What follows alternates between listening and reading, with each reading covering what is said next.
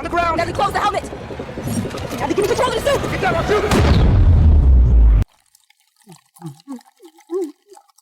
Yet we have another villainous dark side person removing his clothing, and another person turning to the dark side. People are saying the show gets better, give it a chance, it's actually a kick-ass show, and you know what? They're not wrong. But the only thing that's gotten better about it is freaking Natalie. For some context, if you haven't watched the first video, this is the person that we're supposed to be following. She's the main character, which is crazy because she's one of the most least likable people in the entire show. So far, it's been the side characters that are more likable. But anyway, let's continue the story with Dollar Tree Tony Stark. No, you're not real.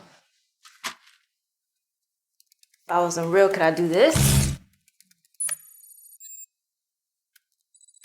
The humor in this leaves a lot to be desired. Just saying, a bit more refreshing with her on screen. So Natalie makes a cute little joke about, well, what really is real? And then Riri's mom is calling her, but Riri wants to hide the fact that she made a mistake by making an AI of her dead best friend. And we only know it's her best friend because we've been told, not really shown, that it's her best friend. Did you just slam my door? Sorry.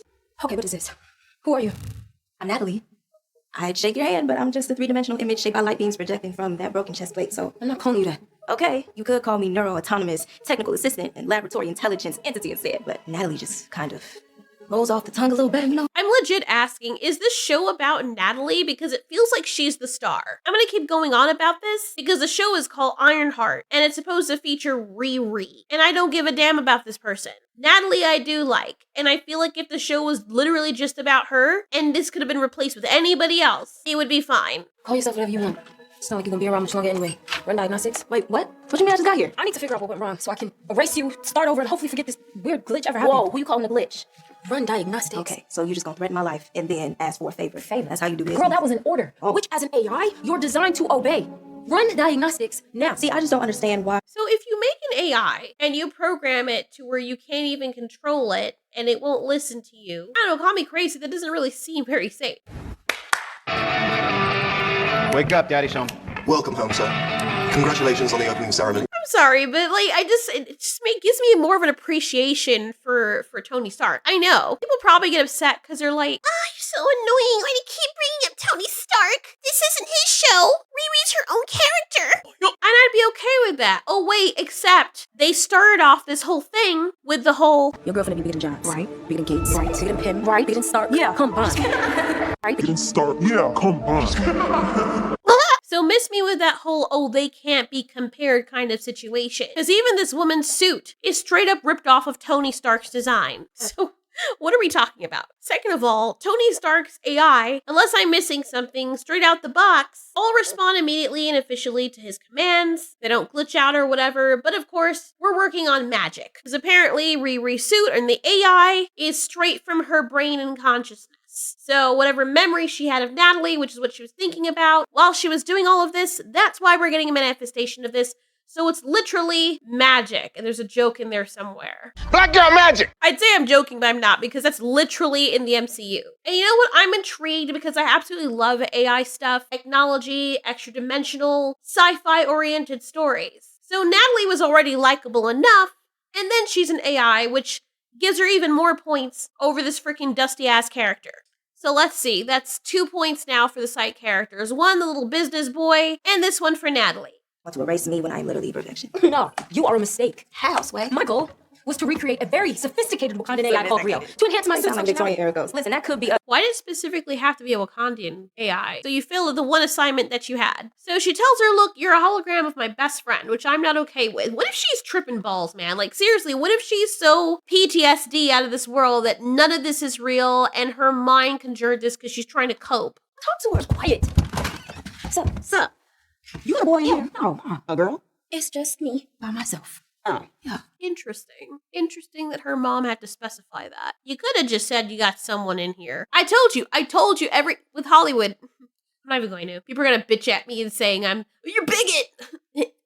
do that with the freaking other people. But anyway, how do you have a mom that's a baddie like her and come out looking like that? That was mean. I'm sorry. So anyway, Riri is summoned by her criminal gang that she was all too eager to join, and she lets her very accidental and near perfect AI stay home alone because there's no way that's going to be a problem. You already see that this woman will not listen to you, but sure, leave her there, not have a way to shut down the system or the operating system or the AI, or have a way to end task or reboot or anything, which is perfect. What if this AI wanted to kill her family? What if this was a malevolent AI that wanted to just wreak havoc on everyone she loved? Seems very dangerous. My best friend, oh no, I brought her back to life accidentally. I'm a genius, but not on purpose. Then we got the nice guy who obviously deserves better, inviting her out. I already know this guy's gonna get his heart broken. He already keeps getting his heart broken and he keeps trying. Seriously, some of these men have the patience of a saint. Either that or they have no self-respect. Look at him. And they made him look like extra sweet too, so like it hurts extra bad when you break his heart. But at the same time, you have to remember that you know this woman's unavailable and questionable in her behavior and you still keep going after her. I'm telling you, some people just like crazy Punani. I don't know what it is. Actually, I do. Wait a minute. Is that why she got the name of the robot? Because no way. That's not it. That can't be it. Anyway, for their next job, For their next job, they're going to be trying to coerce someone to sign some papers, which I don't think would work out well because having someone sign something under coercion doesn't really hold up. But it's for the show, whatever. The committed team at Tunnel thanks investors like you for joining our mission to bring comfort, safety, and community to the great city of Chicago. Yo, nice of you to finally join us. Shut up, bitch. You're a criminal. You really expect someone to be on time or follow the rules when you live to break them? Like, I always find that so rich. Oh my god, we're criminals. You were 5 minutes late. Who are you talking to? Oh no, but you don't get it, Altieri. It's organized crime. So they're criminals, but they're organized. Oh, please. They're literal criminals who need my help for your operation. I don't want to hear you talking about how I'm late when you're literally stealing from people. Gloom free? All right, let's get to it. Here's the squad. Sitting across from me is Slug, our hacker extraordinaire from Edmonton. I'm sorry, I cannot stand this person. I cannot stand this person. You're on a freaking heist, and every minute's like, I gotta click my nails, I cannot stand that shit. First of all, why do you have nails so long on this type of job? You literally need to type on the keys. Any mistake could lead to catastrophic destruction of you and your crew, setting off an alarm, but yet, your nails have to be extra long and freaking loud in a situation where it is not the best fashion choice. And it's the way he always has to be clicking the nails. Like, that shit gets on my freaking nerves. So when you're trying to spend all your time into perfecting the art of hacking or whatnot, when do you get the time to even do fashion or obsess with your makeup and your nails and all of that? I've met people like that, and it's usually one or the other. It's either they're nerds or nobody fits in one box, but usually they spend so much time with code that they barely have time for anything else, or nothing else really matters outside of that, to the degree in which this person is showcasing their extraness. We're on dark web gambling sites. And we offer them asylum in Chicago in exchange for their services. I don't want to toot my own horn or anything, but I'm kind of what a magic person must want to toot. I most wanted. click the nails, toot toot. Oh, fucking shut up. God damn it. Jeez, these freaking characters are annoying. Roz and Jerry, down there like athletes, banned from every league for unsportsmanlike conduct. Facts. We found them making money off back alley fights outside of that. That's the best that you could do? Interesting. So this is that handsome person that was in Talk to Me. I mean, okay. In this light, you can't really see it, but you know what I mean. And they're great fighters. I know that height doesn't really mean everything, but people of a certain weight class are usually at a disadvantage with other people of a certain weight class. So you're gonna get fighters that are going up against these big back gorilla type dudes that are like Marines and stuff. You would want someone who's a little, yes, they have the skill set, but they can also take those people, especially if they get ganged upon. But that's why I'm saying that all of this has to be in Riri's head, because absolutely none of what makes up this criminal crew makes any sense. It's like she took characters from off of some really random cartoon shows and decided for her brain to fill in all of the blanks of what makes a criminal mastermind group, and that's what we came up with. This ain't no way. Then he talks about the pyrotechnic girl, like, oh, here's Pyro over here with the Hitler mustache. Sorry, that's a septum. She was in the middle of trying to blow up her ex's car, and they're like, wow, we just happened to find you while you were in the middle of doing this, so you want a job? Exchange for her skills, we convinced him to not press charges.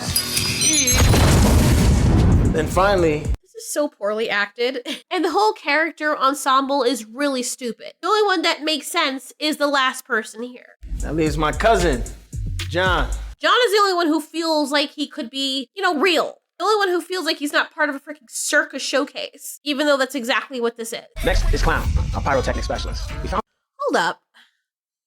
Her name is Clown? Really? So anyway, they start talking about robbing Sheila Zarate, and I'm expecting, maybe Riri Williams will find herself. She'll realize, man, this is not a good idea. She'll have a change of heart, and she'll want to get out of here, right? Except that's not exactly what happens.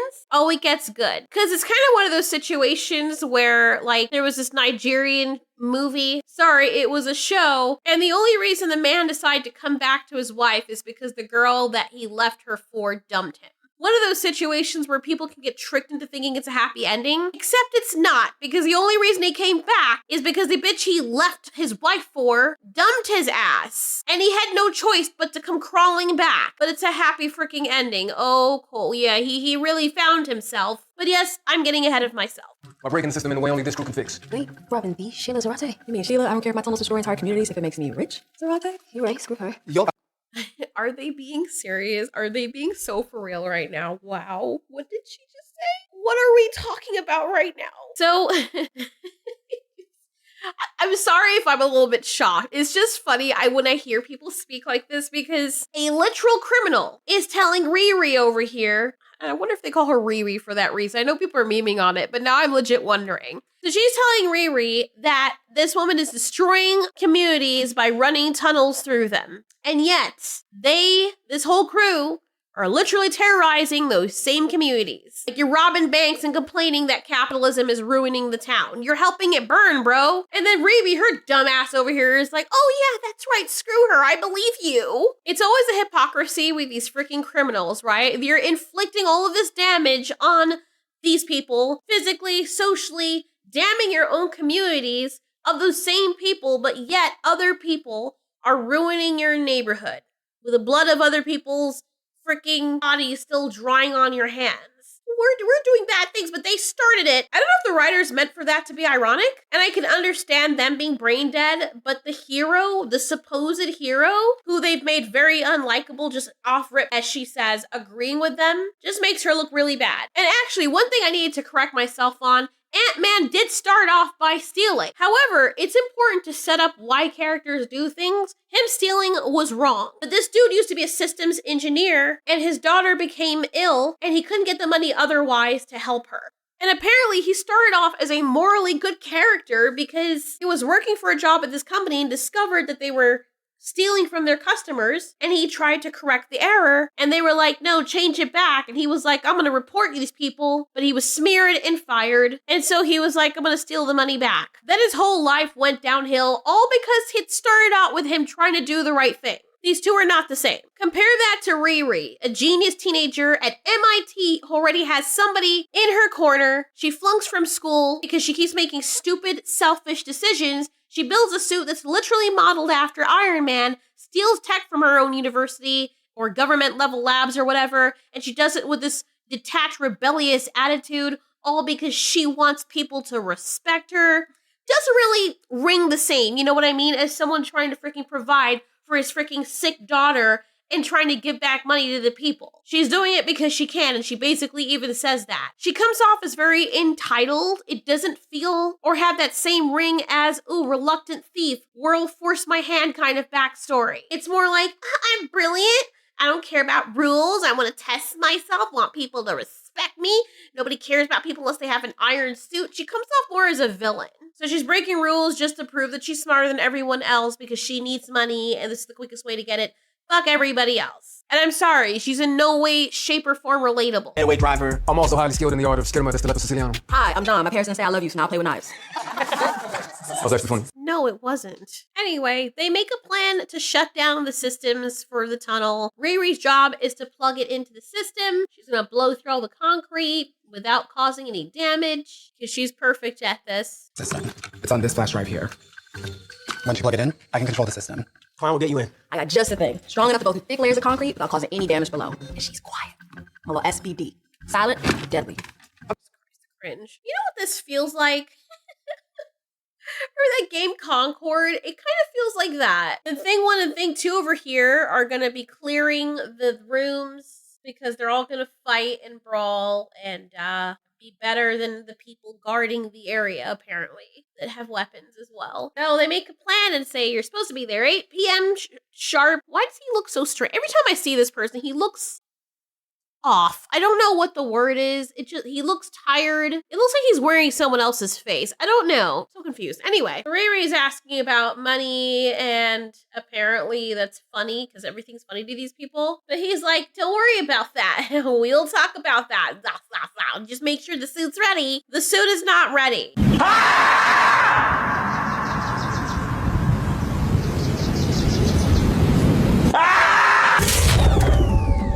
Cool. So I'm screwed. Can't you do something? Do not sneak up on me like that.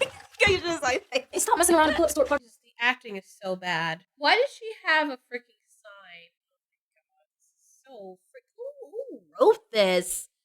Look at the sign. Men working, women working. Wow. With all that genius and resourcefulness, supposedly, you couldn't make your own sign to put women working. Like, no one would do that unless you're actually like I was, like really, really looking. Let's see what we got here. Okay, because she's black, gotta have Black Lives Matter, Chicago Bulls, all the frickin'. I swear to God, like, people are so freaking on the nose with these characters these days. It's so crazy. Natalie isn't even really laughing. So you took the guy's job. Now she's trying to call Stewart for help, and she took the guy's job and is now asking him for help. This woman, no courtesy whatsoever. And unfortunately for her, he doesn't answer. So Natalie's like, hey, you could just use me for what I'm for. Here's a list of black market shoppers in Illinois. And they found a guy named Joe. He's been buying a bunch of experimental bioenhancement stuff. He's our guy. You stole his job. Salty ass. I've only. So you expect him not to be salty since you took his job. Why are you mad? Even if he did send you straight to voicemail, what exactly did you expect to happen? You see what I'm talking about with the entitlement? Yes, okay, besties, breaking the rules. Oh my God, remember we used to sing "Oh, through Bonnie and Clyde" in your dad's car, and you always Jay-Z and I was Beyonce.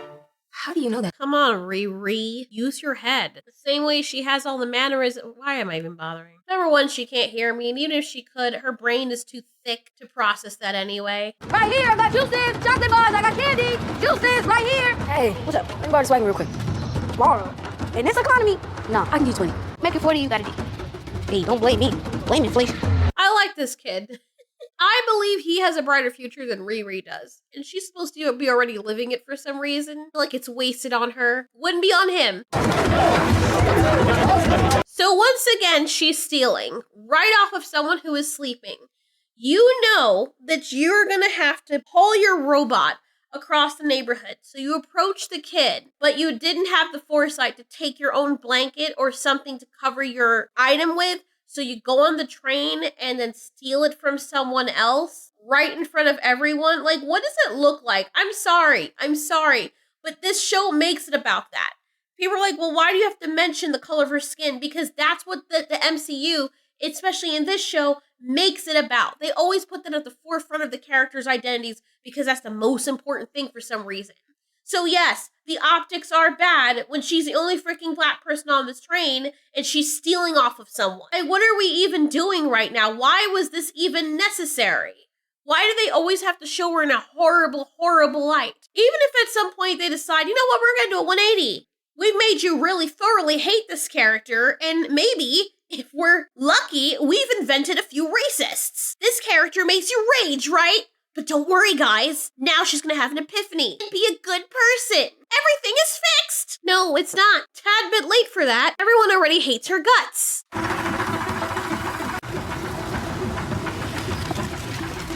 So this dog is using the bathroom, but not really. And the minute I saw this guy and I realized, oh, he's going to be an integral character, I don't know. I just have a feeling he's gonna be either one of three things or maybe all of them. He's gonna be weak, evil, or be killed. One of those things. Which one is it? It's like a toss-up. Heather? Hey, neighbor. Hello. This is the guy. You can stop letting your dog poop on my lawn. Oh, sorry, Joe, but the Hubs and I just got our yard done, and well, I don't want little Lucky contaminating my black-eyed Susans. I totally understand. Maybe you could take her to the park to do her business then? Gosh, Joe, I would, but the grass over there is just so dry, and little Lucky can't go on dry grass. Sensitive paws. Oh, I'm sorry to hear that. Light bulb. Yeah. How about you just pick up after her then? Does that work? I'll let a boot back, Joe. You didn't check.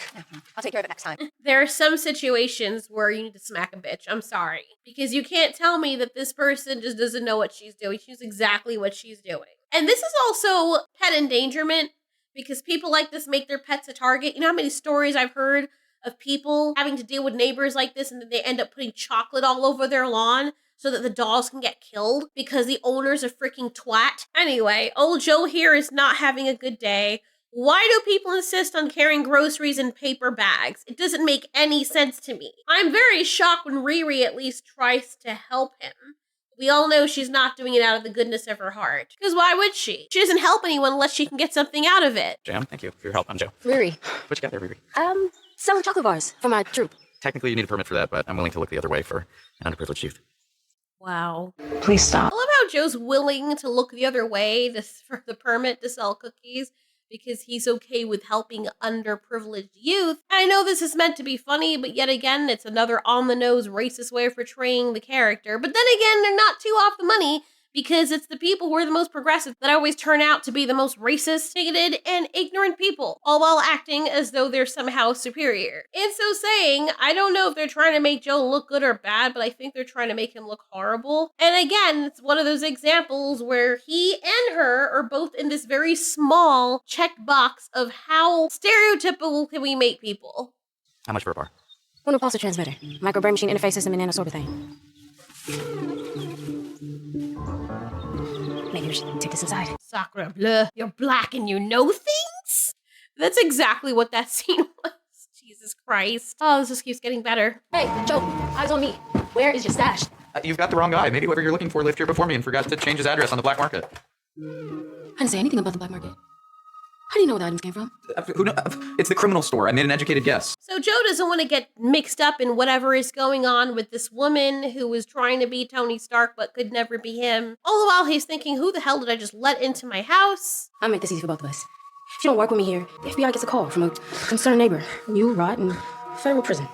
Look at me. There's no way I can survive prison. Have you seen Orange is the New Black? They'll eat me alive. Listen, Joe, if that's your name, It is my real name, I swear. just hand everything over. And you can get back to making your persimmon jam. That's really rich coming from her that she's blackmailing someone, given her situation and the type of mud that she's mixed up in. Let's add that to the list of things that makes Riri a wonderful hero. Okay. But I would keep this stuff in the house. Just tell me where I can go alone.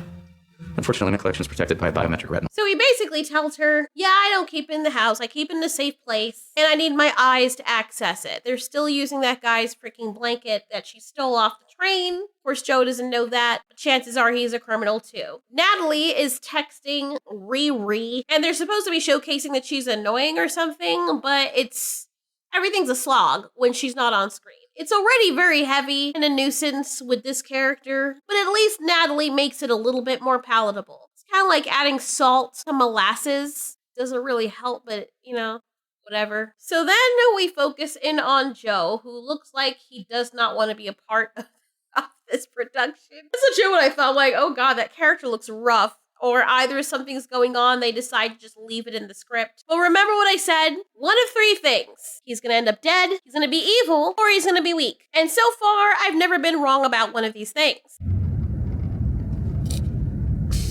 Are you crying? Sorry, sometimes it just happens. It's totally involuntary. Crying? It'll go away on its own. Just ignore me. Is this because you got blackmailed? No, I can handle blackmail. I get blackmailed like twice a day. I just don't want to give all my stuff away to a stranger. You know how long it took me to find a real chest repulsor transmitter. I'm sorry, I'm still on the part where you get blackmailed twice a day. What other shady things are you? Is this supposed to be funny? Wow. I'm laughing, cracking a butt cheek open over here. Look at the dude. Look at how he's freaking crying. Oh my god, isn't this funny, girls? Stupid white weak dude. He's sad, guys. Oh my god, laugh. I find it rich that whenever it's a dude crying, for some reason that scene is comedy. It's supposed to be funny, but when the girls are crying, it's not funny. I'm still on the part where you get blackmailed twice a day. What other shady things are you into, Joe? So my coworker Frank tricked me into doctoring a report for a client, and now he hangs that violation over my head, which is ironic, by the way, because we're tech ethicists. Joe, you gotta demand respect. Right, well, that's easy for you to say. You have a menacing iron suit. People have no choice but to respect it. Bruh, you were born with that kind of power. Own it. What the frick does that mean? Born with that kind of power. Oh, wait. Well, let me guess. No, I'm not even gonna.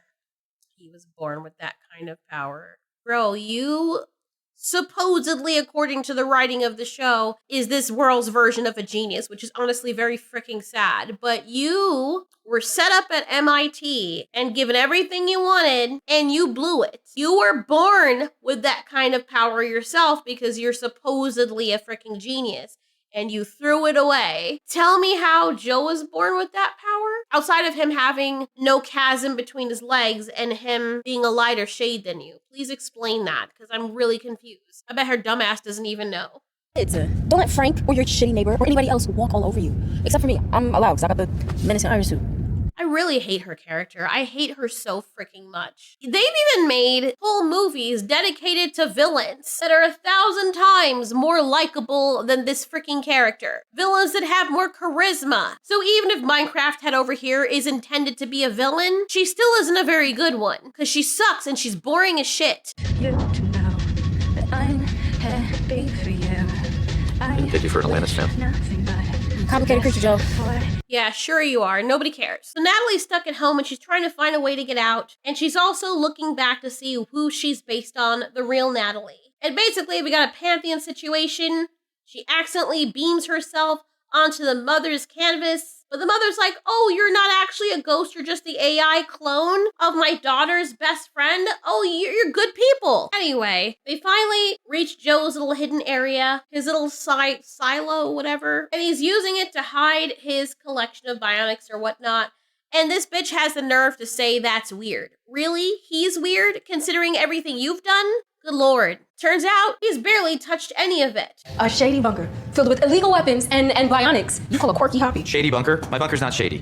It's wholesome. A wholesome bunker. But a shady bunker... I love how Riri criticizes Joe for having a shady bunker, but isn't she the same one who stole MIT's resources? She's working with literal criminals. Even when she's not actively working for them, she finds a reason to steal, and she somehow thinks that she's morally superior to everybody else. And then people wonder why people hate the character. I detect some shade. I just mean that technology is meant to advance humanity. And bionics is about so much more than weaponry and defense. You can actually help people. Organ replacements, prosthetic implants. I mean, that's just the tip of the iceberg. No, that sounds sus.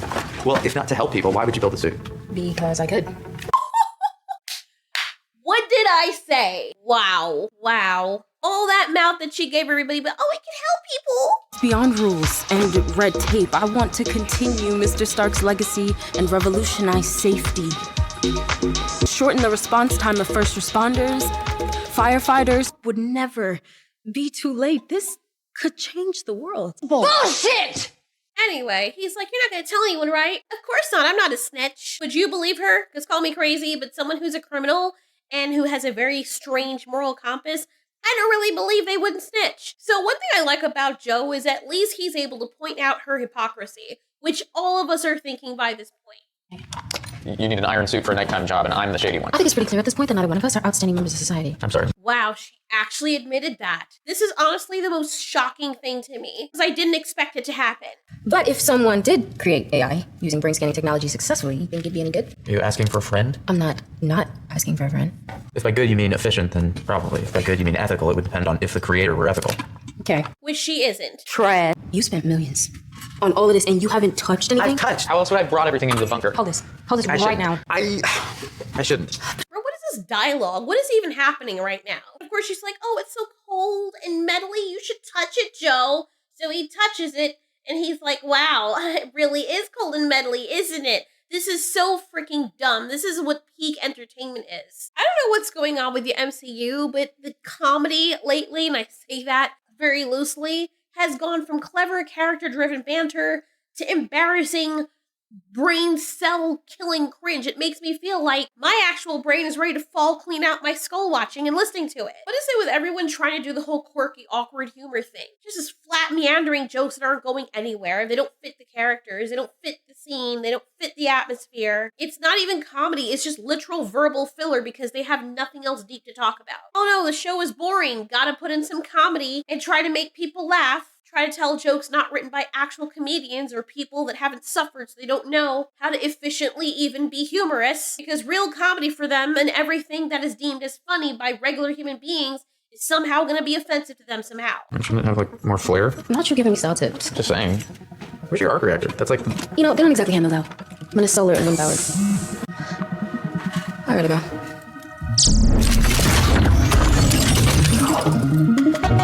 I like how Joe's over here like, you're a fucking supervillain. Like, I already knew it. Like, this, it's like you're standing at a fork in the road and you already know that this is gonna be the catalyst to some freaking villain. But anyway, she's gotta go answer to her fellow gang members. Look, she couldn't make her suit better. Tony's suit has little rocket ships going from out of her arms or its hands. And she decided to make exactly the same one. So here they are, and of course, these people know nothing about defending security. Like, if you're gonna have something that is worth defending like this, why would you not have people? Why would these people not hire people at least better than these freaking goons, worthy enough of defending what is so important to them? It never ceases to amaze me. Everything is just eerily convenient for these people. In a world where we have superheroes and soups in general. Here's the woman they're supposed to be robbing. While they're busting open the cheeks of people, and apparently, wow, these people look at this, the weight class is so mismatched that this woman is able to grab him. There's not even any momentum going. He just lets himself get grabbed, and then she has the freaking throw power of the damn Hulk. Like, what? I'm gonna grab you, dude. Dude that weighs what, like 200 pounds? Let's see. Okay, maybe 200. I don't know how tall he is. Maybe 200 pounds, maybe 180. And this person probably weighs like 150, 140 for being generous. And I'm gonna just take you and launch you over there. She barely even holds him. And she's launching him over the freaking table. Even if she was a dude, nobody can throw someone else like that that's bigger than them that far unless they have superpowers. Last time I checked, these people did not, or else the world would be in shambles already. Jesus Christ. I really can't take these. What even was that? What is the choreography here? I'm gonna headbutt you, but not really, because like my head is just like, this is so badly choreographed. Every time I see it, it's so bad. Oh, look at me, I'm such a badass. What are you doing? Why are you swinging so far over? Every single one of these people should get fired. I think these security guards are all in on it because this isn't making any sense. Oh, Lord. Why does this fucking clippity-cloppity bitch keep its fingers? Oh my God, it's so annoying. God damn it, man. You know how everyone has a pet peeve? Trust me, I'm sure people have their pet peeves about me. But one of my pet peeves about this character is the freaking dumb finger clicking with the nails and the chewing of the gum with the big-ass lipstick lips. It is so annoying. And then I'm thinking to myself, are characters like this just doing it for fashion's sake? Or do they think that they're trying to be girly? And this is what they think girls are like. Like, oh, I'm gonna chew my gum and tweedle my nails. Look at me. I'm trying to be a girl. Like, you know how insulting that is? Well, let's just say for argument's sake, this person over here is just trying to be fucking whatever the fuck they're doing. Because I don't even know what that is. So how's it going?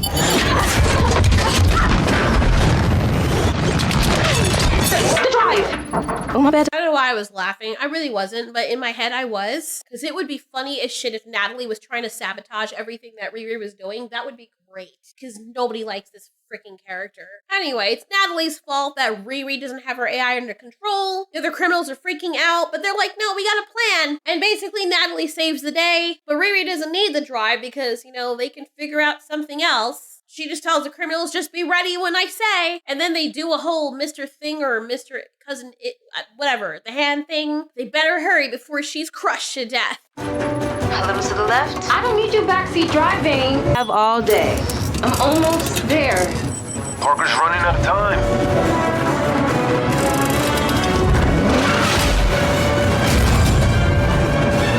Slug, it's down. Quickly. If the boss was really a boss, he would know that these freaking nails are a liability. Here we have a high-stake heist, hacking security systems, breaking into encrypted data, overriding automated freaking things.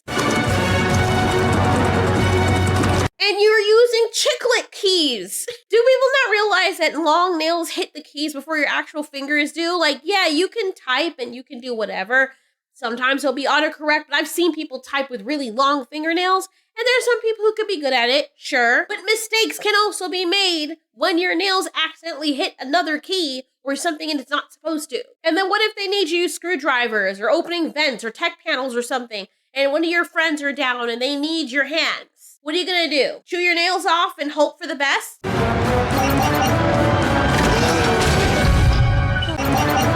That was literally a life or death situation, which would have been up Schitt's Creek had that person's nail hit the wrong keys. See, I did that with my nails and I look glamorous doing it. Nobody's looking at you. Nobody fucking cares, you weirdo. So anyway, Hood Guy's like, yeah, my talented team just hijacked your system. Now I need you to sign some stuff. Make it official. This contract states that you'll agree to put me and my associates on the NNL's payroll. 6-figure salaries, benefits, everything. Yeah, right. He also then asks her, oh, well, you know, we need equity in the company as an anonymous co-owner. And then he threatens her and says, unless you want your investors to have a front row seat to the encore. I don't really understand what he thinks he's going to achieve here, because what's to stop her from, after signing it, to turn over the footage or call federal agents or use the signing as proof of extortion? And then he wants a W-2 and health insurance. That's kind of freaking stupid. I'm sorry. No company would tolerate this, by the way. Because even if she signs the paperwork, the second the higher-ups or the board finds out, that contract would be so useless. They're so dumb. And this guy and his friends would get zero protection or legitimacy. And now you've just shown your face. This whole thing falls apart. And let's say that even this woman is in some dark stuff too. She has way more pull than you. You don't think she's gonna have other people that are higher up than her that are gonna be more badass than your little ragtag group of shit-stained criminals? No matter what excuse you wanna come up for why this makes sense, there's a million others that would quickly debunk it with ease. The show treats us like we're not supposed to ask questions.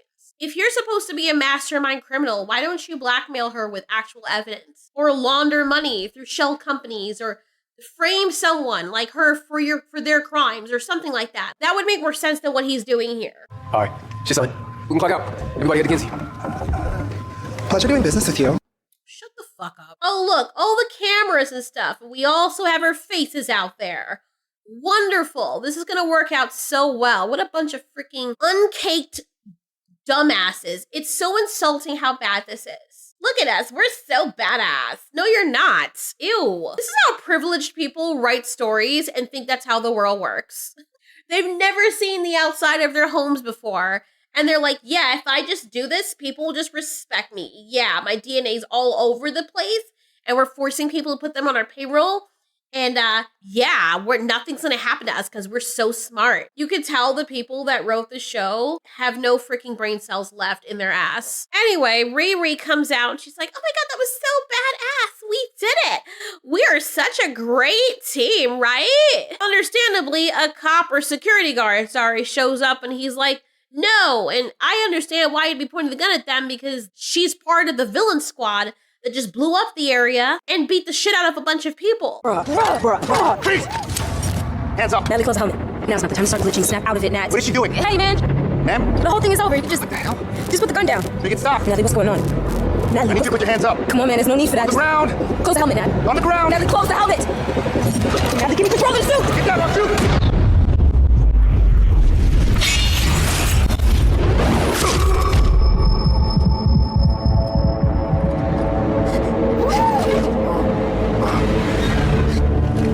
Lucky for you, I was here. I can bend bullets. Isn't that amazing? So her thing was that she didn't want to hurt anyone, even though the team was literally going around and hurting people. But he's alive, so it's all good. So what's hilarious about this whole thing is after Parker was able to protect her, that's when Riri starts asking questions about him, like, oh, what do you know about him? What about that thing that he's got on? Not when he was allowing his crew to beat up all those other people and stealing and extorting and breaking and entering. Nope, now she's asking all those questions. One time, I saw Parker shirtless behind.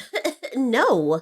Look, I know I have questionable taste when it comes to certain people. Apparently people think I'm weird for finding Jack Black attractive, the younger Jack Black, but this is not any better. But whatever, to each his own.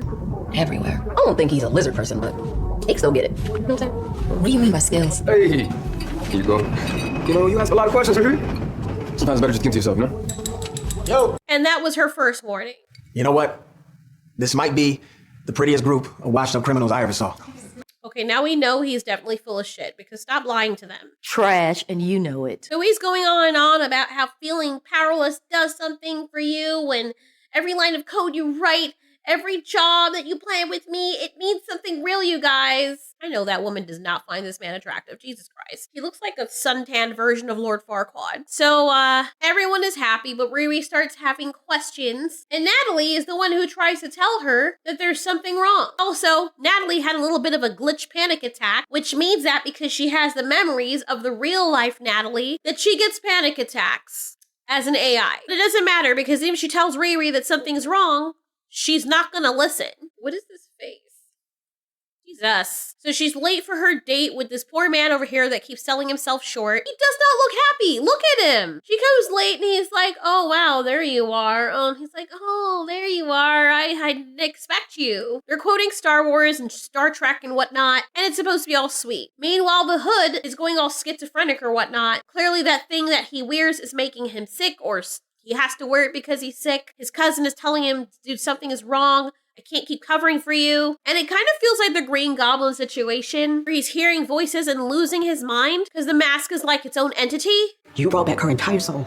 She has the same mannerisms, same voice, same smile. Can you make one of Gary? No, Mom. Sorry. Honestly, I don't even know what Natalie is. I wish I could.